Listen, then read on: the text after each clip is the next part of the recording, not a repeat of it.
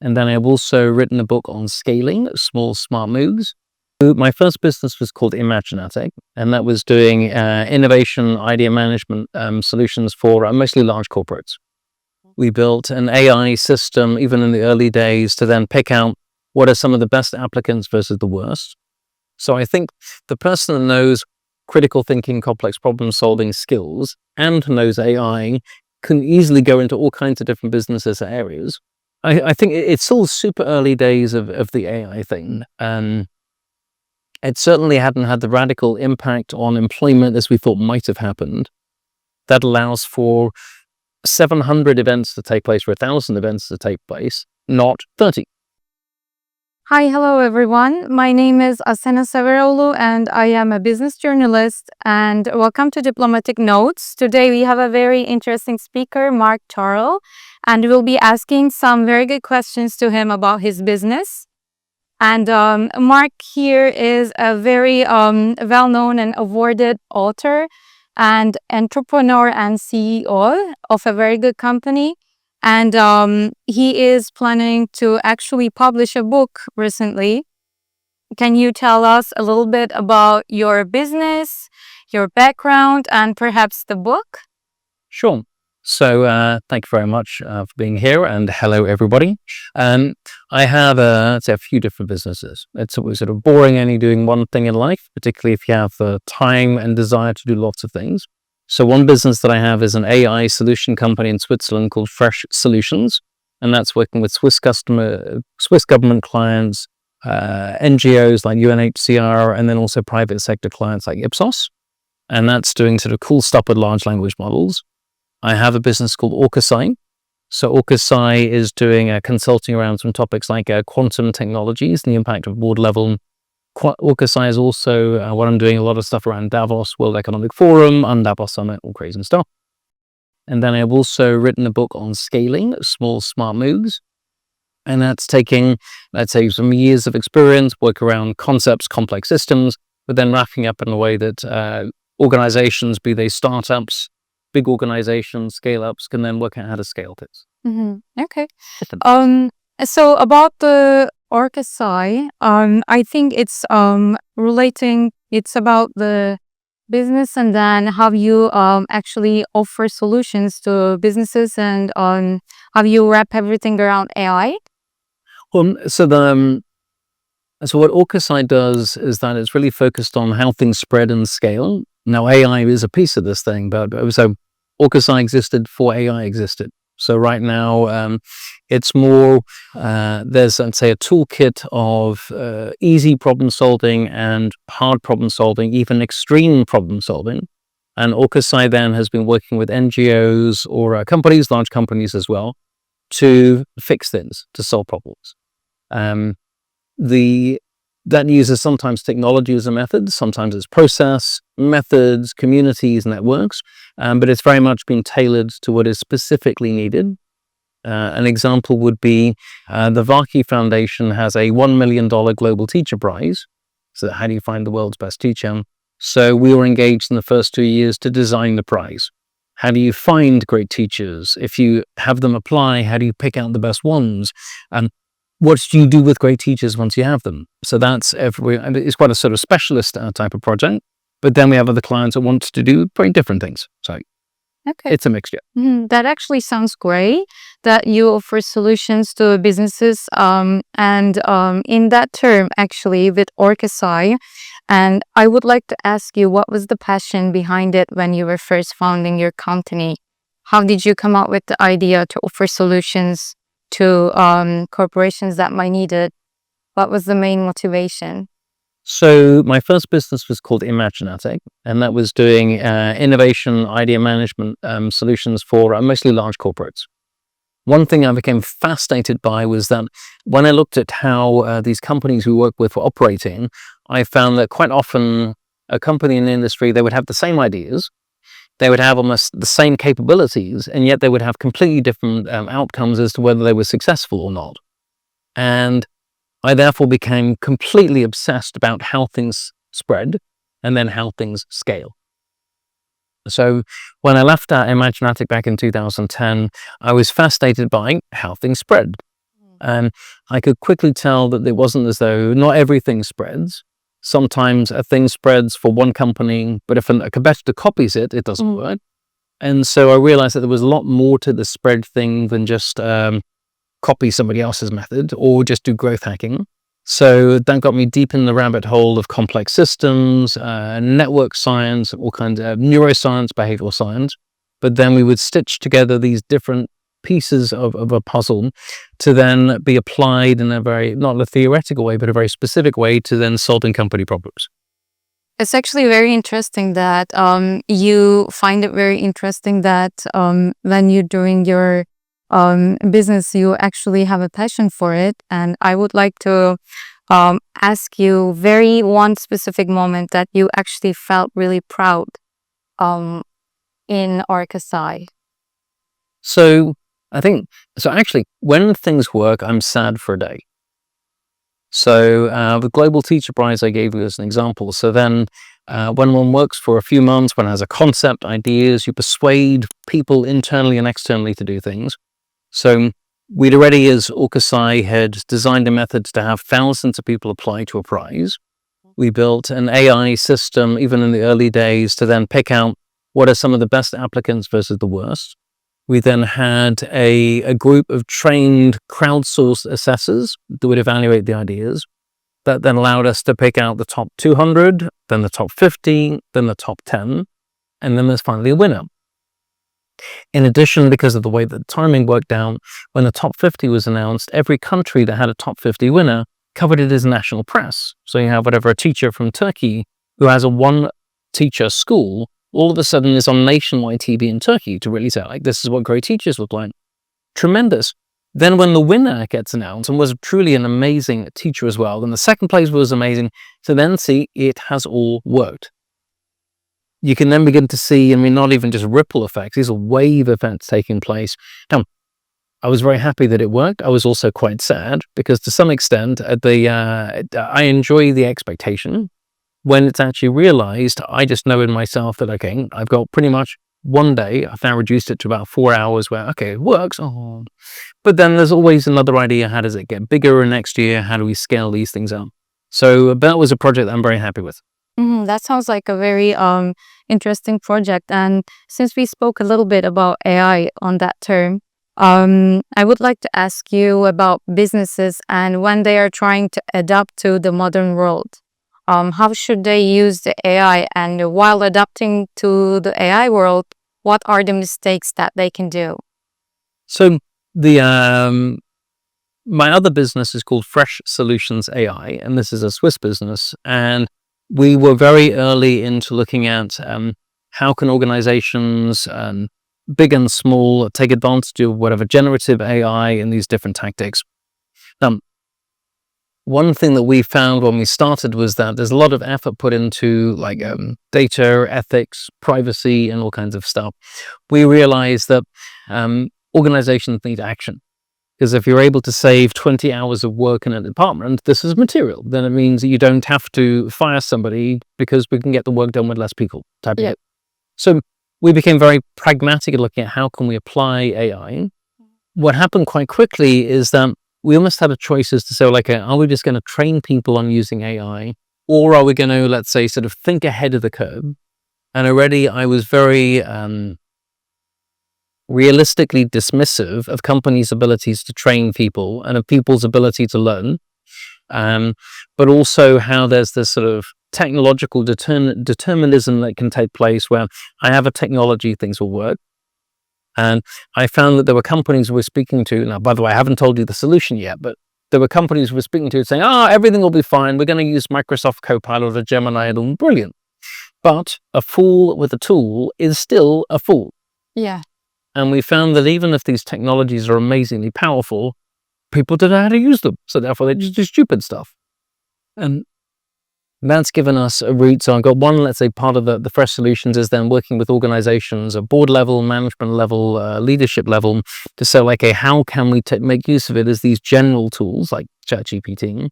Yeah. But then the more interesting thing for me has been, what are the specific business processes that exist? where today, at least large language models, but there are other business processes where some tailored uses of AI can yield masses of value without needing to have masses of training. An example of that, for example, might be onboarding of leaders. Onboarding? Of leaders. So let's say you've just promoted somebody to be a leader or a manager. Well, what are you going to train them? And we found that normally, yes, you might have a training program. It might take 2 or 3 months, but really you teach general skills and you're not teaching that particular leader that particular thing that they need to know today. Yeah. So right now we found that by having, we built a technology platform called Pocket, which would allow you to take content such as onboarding leaders so that the individual in their language with their preferred learning style could get personalized case-specific advice on how to solve those leadership challenges. Okay. Well, if you can do that for one use case like onboarding leaders, you could do it for other stuff. Innovation, design thinking, scaling, all kinds of different things. So then it becomes interesting for me as a technologist and a solutions maker. How do we, let's say, think ahead of what customers need to build a platform of all kinds of different pieces that we can then bolt together technology-wise and also service-wise to then have customers get solutions to their problems instead of just giving them general tools and them as being fools will just do foolish things. So it was more like a holistical approach that you were not just training people to work with AI, but you were actually teaching them how to understand the whole thing and then train them into using it? Well, I mean, so maybe then there's at an executive team level, I would say yes. In the practicality using tools, no. And that's because the people want, I mean, if you are, let's say, you're doing a digital transformation project in your company, and you know that you need to use design thinking. I could, as a company, teach you design thinking methods, but that means that I will overteach you. Right. Because I'm going to teach you design thinking overall. I'm not going to teach you to do like, what do you need for this job? I have to teach you everything, and you will hopefully work out what you need and use it when you need it. Well, let's get realistic. No, stupid idea. So, but it's this is the current way of doing it. Instead, what we've done with our platform, the Pocket platform, is then you'd say, well, okay, for doing this particular project, I would like to do a user journey. And it then says, well, okay, I know a little bit about your project. For the user journey, I suggest this. And then for you, the user then, I've got a question.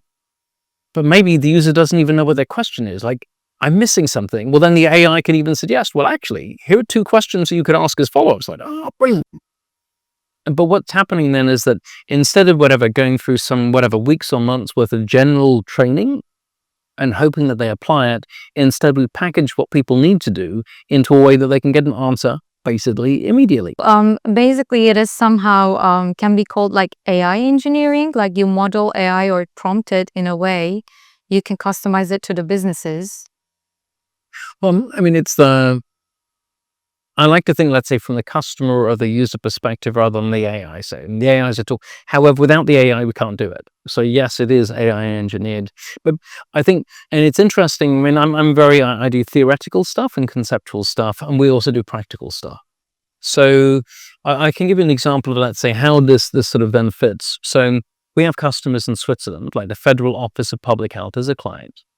They, about 70% of their workforce would speak German. Now, they don't speak German from Germany, Hochdeutsch, and they actually have different spelling. So the SZ in German is 2 S's in Swiss version, and they have different language. So the thing is that if you were using Gemini or ChatGPT, it will naturally more likely give you German, because that's where more content lives. So right now, behind the scenes, we have a whole thing called preload. So with the preload, before the AI even starts speaking to you for your particular problem, it says, this is the organization's chosen way of having language. This is our organization's values. Maybe this is our organization's HR framework. Then we know for you and who you are, this is your personal choice and personal preferences. So let's say I learn best with case studies, whereas somebody else might say I learn best with bullet points. Then for the particular use case, it might then be extra. So all of these things are done behind the scenes. So in the first, 15 seconds when you click continue, all of this has been fed in for you now, today. This then means that the answers that come out are dramatically more tailored to you. It's really like literally speaking your language. And based on that, we're more likely to get the users thinking, wow, this is good, and use it. But I think even more than that, we then became fascinated about how when people want to get deeper into a topic, if they're interested in it, but typing is hard. What are the questions? People haven't been taught. I mean, so most people aren't taught creative problem solving or critical thinking. So most people don't know the questions to ask. What we found, let's say, with whatever prompt engineering, understanding how AI language models work, is that we're able to work out in advance, persuading the AI to say, based on this conversation with this user on this topic, what are the likely questions that the user might want to ask? And then all the user has to do is click on it. They can edit if they want, but then it allows them to get basically perfect questions, perfect answers. And that person is then more enabled. And we're not celebrating the AI from here because I don't care about the AI. What I want to have is that person, the example of somebody working on digital transformation, if they're now able to perfectly design better quality user journeys about how about if somebody gets prenatal care, this is fantastic. Mm-hmm. But I didn't have to teach them user journeys, and I didn't have to teach them prompt engineering. It's basically that bit of the stuff is just hidden in a platform for them that is super easy to use. So still there's a very big need of prompting it properly in advance so that people can use it easier. Well, in terms of scaling, which my book was around, but so either we can teach 100 employees how to prompt really well, or we can build a platform that 100 employees use, and all they have to do is learn, click here onto this. That actually offers a very good solution to teaching people in terms of AI, so that it already comes with a solution. All they have to do is to ask for the information they need, basically. And it actually brings the question that are there still limitations on AI, and human power is still very needed in that aspect, I believe. And it's when the sort of first AI, like fifth AI wave, but when the GPT AI wave came out, and I'd say beginning of 23, there was, let's say, a rush for people believing that people would lose their jobs to AI. That's in the moment not true. People are losing their jobs to other people using AI. Mm-hmm. Oh, okay. Because an AI person, person that knows how to use AI tools, is definitely supercharged compared to another person. So, as an example, I was speaking to a friend from Kazakhstan the other day about doing a project for the Kazakh government on teaching media people AI. Mm-hmm. So I had 10 minutes spare. I was able to, after looking at his WhatsApp message, do a voice recording, take the transcript, drop it into ChatGPT, get GPT to fix the transcript, which was terrible, then to turn it into a proposal. Within 10 minutes, I then send off a PDF to the end client to say, well, is this good for you? 100,000 project. So right now, an AI-powered Mark is dramatically more successful than a non-AI-powered Mark, because non-AI-powered Mark would have taken at least a month to turn it around, as of traveling and other things. So I think then already with the tools being, let's say, limited, though they necessarily are today, are dramatically better than anything that we had before, provided that you know how to use it. And what I see is that most people, quite often for most people, when they experience AI and just practically use it, they're able to get enough benefit out of doing relatively trivial things that already they're able to claim huge success because it's so much better, and then they stop going further. So I, for example, when I sort of give my stuff to the AI, I will always say, it's not good enough, make it better, tell me what you've changed and why. I say that without reading it. Okay. I do things like saying, you've made 2 mistakes, what are they and why? I don't even read it. But what I do is that I then read the output. And I've just found that these are like sort of multiple methods of getting content now. But this is not common knowledge. It's not easy to know. It's not easy for individuals to discover for themselves. I do talks around the world. I found very few people are, let's say, coming close to doing it well. And even if they can do it well for one project, they quite often don't have the learning or just the understanding that they could apply to lots of other things. Yeah. So there's lots of opportunities there. Mm-hmm. So one very interesting sentence that you mentioned was that people are not losing their jobs to AI, but they are losing it basically to people who use it better. Yeah. So in that turn, there are very few ideas who supports like AI is actually very beneficial, that's for sure. But like in terms of people, they're a little bit scared about where it's going. So about losing jobs, for example, can it be considered like if you are very good in using AI and you can prompt it in a very good way, can you be successful in anything or in terms of different business parts? Or do you have to have some certain expertise on one topic? So I certainly wouldn't say anything. So you couldn't suddenly become a great fashion photographer if you're currently working at Edeka or in the checkout. So we would basically, if we just drop anything, so are some of the skills that you're developing transportable? Yes. But I think partially what's, let's say, missing with this is, so at the moment we have the sort of, I just call it hope, that AI is somehow working to make things better. And it's a truthful hope. It's not even, let's say, properly, I mean, it's really quite true that it is better than other ways. I think what would be better were people to actually have invested in skills for like 21st century skills like creative problem solving or critical thinking skills, which can be taught, by the way, but very rarely are taught. Then you would have transferable skills. So I think the person that knows critical thinking, complex problem solving skills and knows AI can easily go into all kinds of different businesses or areas. The thing then generally you wouldn't want to, or you couldn't be bothered, or you might become like me and you make a platform and then your customers can do it and you just get paid for your customers using it, even better.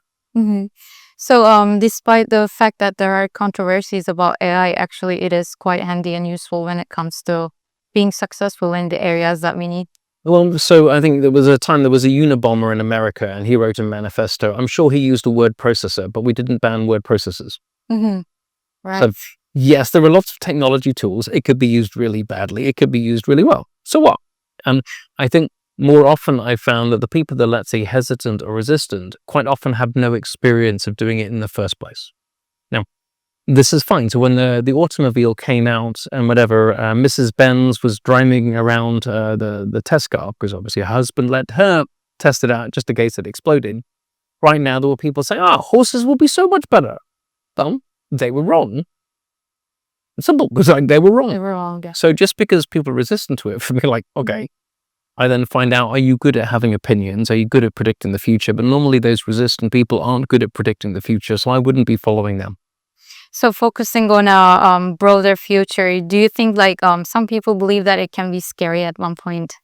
Like when they prompt AI in a dangerous way, do you also believe that there is a open gap for AI being actually a little bit dangerous? I mean, AI is terrifying. It's absolutely terrifying, particularly when you know how to make things work at scale. So, I mean, just recently, like this is being recorded in beginning of December of 2024 in a country called Romania. They just had an election a couple of weeks ago where, thanks to, it seems, TikTok created content, a right-wing candidate, far right, who had 5% of the polling, was able to come out first and president. What the hell? How did they do that? Well, it turns out that if you're just sort of playing with ChatGPT, telling me this, it's kind of slow. It's a conversation that's slow. But the thing is that there are technology people that know how technology works. So right now, let's say maybe the way to think about it is that if you think of, let's say, talking to an AI and it's, please tell me this, here's an answer. Now let's imagine it being a spreadsheet. And now we then have 1,000 rows of the spreadsheet and we have 1,000 things. Maybe then in the second column, we then pick the person's name or their LinkedIn address. Now in the third column, we just saying, make a nice LinkedIn post personalized to this person. And it goes 1,000. In the same time, it does basically to say one. Okay. So the scale that this thing works at when these AI systems are then tied together and with basic trivial stuff, then it's that saying, are there guardrails within the technology to stop it? Well, we live in a world where ethics are sort of globalized, but we don't have global ethics, which means that if a Chinese company has one ethic, and right now there's a German company that does an image engine, and it's used by Grok. It allows you to have a picture of Pokemon with a Nintendo Lego logo and a Lego logo with the Pokemon carrying a machine gun, because it's ethics free. Still a German company, but it's completely, totally devoid of ethics. So right now then, I mean, we do live in a very problematic world, but then I guess was just reading that today the UK word of the year is social brain rot. So brain rot on whatever 1st or 2nd of December is now the word of the year. But so right now, most people, because of social media and their use of whatever scrolling and images, our brains are being very effectively hijacked by technologists, such as me and my friends. But your brains have been hijacked, basically make you addicted to stuff that moves, that is relatively trivial, and it stops you thinking. Like scrolling, for example. And basically, yeah, you don't have have very few defenses against it. So the majority of the population doesn't have defenses against it. Yeah, that's right. It's actually very interesting because I was going to ask a question about human values and ethics, actually. So when it comes to human values and ethics in that term, like using the AI, for example, for businesses, how should we list the criteria for the ethics? Like what should be considered ethical or non-ethical? What would be the criteria when deciding that? Oh, there are people that are way better than me. There's like saying, so I would already look at what other people have done, because there are laws that have been crafted. There are organizations that treat this as their day job stuff. So speaking to some random person off the street, even if they're not quite random, oh, what do I think? Probably not the best way of doing it. At the same time, then, one can tell it's problematic. I mean, if you have content that is based on human knowledge, it turns out that a lot of human knowledge is encapsulated with man of the boss. Terrible boast, they're not, by the way. But then if you end up with, we're trying to work out how romance works, and you take all of the scripts from all of the Hollywood movies, and it turns out most of these Hollywood movies are creepy as hell. Boy likes girl, girl hates him, man stalks her until she gives in. The end. Shit, I mean, humans are terrible. Like, every breath you take, I'll be watching you. Terrible. Like, so there's lots of things in humankind which have just got terrible ethics and morals from way back when, and even from basically today. Yeah. So these are still incorporated into the AI stuff. So it does mean that to some extent we're looking beholden to the platform providers like the Microsofts of the world, or the Claudes, GPTs, Anthropics of the world, where they're building underlying platforms to say, can you put some guardrails in? At the same time, though, there is an open source world, and the open source doesn't have to have guardrails in there as well. So there are, let's say, lots of tensions, but I think from a company perspective, you have to put certain sort of ethics guardrails in there. Otherwise, you'll get sued, employees will think you're bad, and you'll have weird, creepy stuff coming out. But I think it is relatively easy to do that, but we humans have this problem as well. So, I mean, I run a conference in Davos called the UnDavos. I have almost 2,000 delegates, 45 plus panels, 300 speakers. It's the biggest independent event in Davos. Here's the thing. I have a policy of no manels. No male-only manels. Manel is a male-only panel. Not allowed. And yet, it happens quite frequently that the first draft of Here Are All of Our Speakers are all men. Like, just like half the world's population aren't men. Yeah. Oh, yeah. So it's 2024. So humans without AI are still stupid.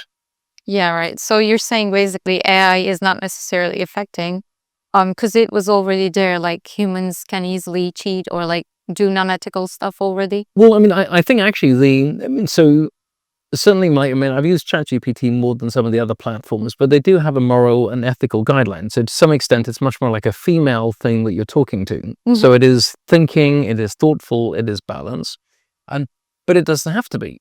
And I have one of my GPTs is called Insult Me New York City. And then whenever I go to New York, it gives me whatever advice on things to do, speakeasies to go to, whilst insulting me in a funny way. Okay, that's interesting. Great fun. Yeah. So I love it, but it's insulting me. Okay. So right now, just I know this on the corporate side. I mean, we can change 2 or 3 words and it will give you a different answer. Right. Answer optimistically, answer pessimistically, answer realistically. Those single word switch will change the answer. Mm-hmm. So basically, again, it comes to the first step of prompting it in the way that we actually need or desire, right? Well, so prompting is one of the things, but I mean, it's just we end up becoming practical quite quickly. And then this is why I like building custom applications where that sophistication of prompting is hidden behind the scenes. Mm-hmm, yeah. Because most people don't have 3 or 4 months to understand prompt engineering. Right. Right. And also, having looked at what people put in for their prompts, most people aren't very good because they don't know how to ask questions. Right. Yeah. Most people are lazy and they will accept the first answer. It doesn't even occur to them to push it beyond. I think it's a very important skill to be able to ask questions as well, especially nowadays. It's so easy to access it. Just generate questions and then ask it to people. But like one very important soft skill is asking questions, right? Completely. So, but actually, when my youngest son was 11 years old, I decided, what can I give my son that he couldn't get from whatever, YouTube or school? And the World Economic Forum had published a report on the future of work, and they had a list of the top 10 skills currently and the top 10 skills needed. And I realized, looking at the list of the sort of top 10 skills, there wasn't a single one of those skills I was taught explicitly in school or university, even up to like PhD level. This is insane. So I wrote a course for my youngest son on critical thinking, 26 modules. And one of the modules in the middle is actually literally asking questions. Right. So because like lately 2024 people are so dependent on AI that I think like we tend to forget a little bit about the basic human skills like asking questions or critical thinking. Which is odd though, because we could get them. I mean, right now, like, which question should I ask you? Like, in an AI can just go blah, blah, blah, and it generates it. Yeah. I mean, I'm getting more and more fascinated into having AI recording conversations, and then afterwards you can even say, well, I'm a bright, smart person, and you're helping me. What question should I ask? And it'll tell you. Yeah. I think it's still super early days of the AI thing. It certainly hadn't had the radical impact on employment as we thought might have happened. At the same time, the impact hasn't been felt yet. Yeah. So it's coming. So you're thinking that there is still some time for us to feel the impact of it completely? Guaranteed. Well, and the other thing, I mean, all it takes is a recession. Like when the next recession takes place on a national level or a global level, then we will feel things. It's affecting global economies and businesses in a very large scale. So you're like thinking that in the future it will affect businesses even more than it is affecting now? I mean, businesses are typically capitalist organizations. They need to make a return to shareholders, blah, blah, blah. And so right now, if I have a business where I could have 100 people doing a certain output, or I could employ 20 people with AI to get the same output, at a certain point, depending on the country, maybe not Germany, but at a certain point, I will get rid of the 80 people. Because even if I don't, my nearest competitor will. Oh, right. And if they do, I'm not cost competitive. So I have no choice. I will need to do it. I think this is December 24. We have 25 is coming up. For me, my sort of Davos sort of moniker for 25 is it all changes. Mm-hmm. Because as I look at the impact of a national election in America, you have a country that has basically supported a sort of commonality, comfortable structure. But right now, the incoming presidency will rip it all up. Mm-hmm.